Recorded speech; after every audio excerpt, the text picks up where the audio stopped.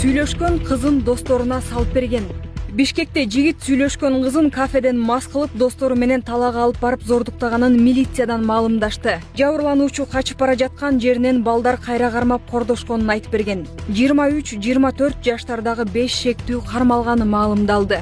В УВД Свердловского района города Бишкек обратилась гражданка с просьбой принять меры в отношении неизвестных лиц, которые 27.02.25 года похитили с кафе, изнасиловали против воли. Прошу ориентировать полностью людей, чтобы все были ориентированы.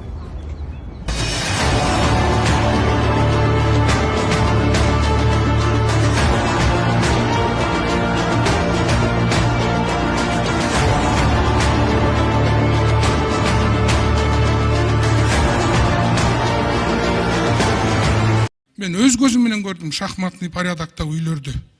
Мына желектей турган жерде тажиктин солдаттары турса, кыргыздар ушул жерден барып ошону сүйлөшүп атышты.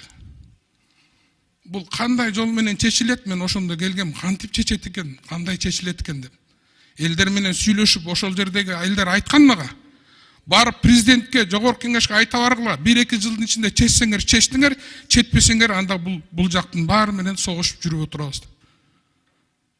Азыркы бийликтин Садыр Жапаров, Камчыбек Кыдыршаевдин жана жогорку кеңештин депутаттары тарыхый миссиянын алдында турабыз. Биз кызыл китебибизди алышыбыз керек, Кыргыз Республикасы. Биз азыр толук эмес, граница чечилбеген бир өлкөбүз. Мына акыркы этап келет, колубузга биздин элдин тили менен айткандай кызыл китебибизди алабыз, Кудай буйрса. Ошол кызыл китебибизди алып алып толук өлкө болобуз. Мына биздин фракцияда барып келген бир жолу, ошол жакка ынтымак фракциясы. Барып өз көзүңүздөр менен көрүп келиңиздер, урматтуу депутаттар, элди угуп келиңиздер барып.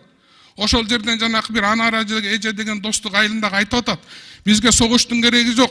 Биз өлкөгө, биз бийликке ишенебиз, биз көчөбүз деп атат. Тарыхта биринчи жолу жетегүздөн шейит келди.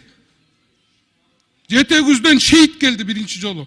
Ошол жерден жетегүздөгү ата эненин ыйлаганын угуп мен ошол жерден сүйлөй албай койдум. Бардым мен ошол жерге. Ар бир областка шейит келди тарыхта биринчи жолу. Башка мурунда согушта курман болгондор болгон. Ошон үчүн бул тарыхый миссия кыргыз элинин кызыкчылыгы үчүн өз эмес. Ошон үчүн келе жаткан чек ара маселесин колдоп бериңиздер суранам. Рахмат. Мен Эмбанк номерим 0551 091992 Кларашы деп чыгат.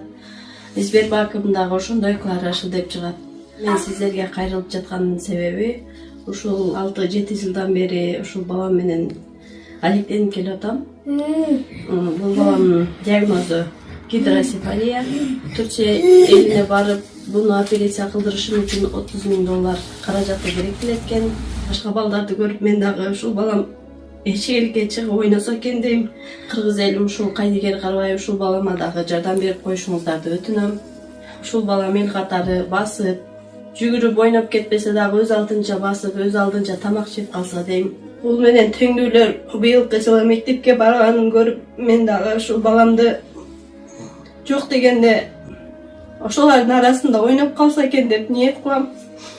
Кайдыгер карабайсыздар деп үмүт кылам. Мен өзүм ушул баламдын тынчтыгын ойлоп квартирада турам.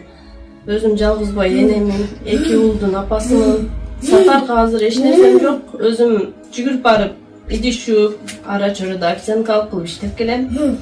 Ушулардын кемкөсүн кылам. Ошондуктан сиздерден өтүнүп кетерим, ушул балама Кайдыгер Карабай аз да болсо жардамыңыздарды берип, бизди дагы ошо Түркия элине барышыбызга себепчи болуп калышыңыздарды өтүнөм. Канчалаган инсандар жакшы болуп келип атат. Ошолордун катарында менин балам дагы жакшы болуп кетсе экен деп ниет кылам. Дуаңыздарды берип, ушул бизге дагы Кайдыгер Карабай жардамыңыздарды берип коюшуңуздарды өтүнөм.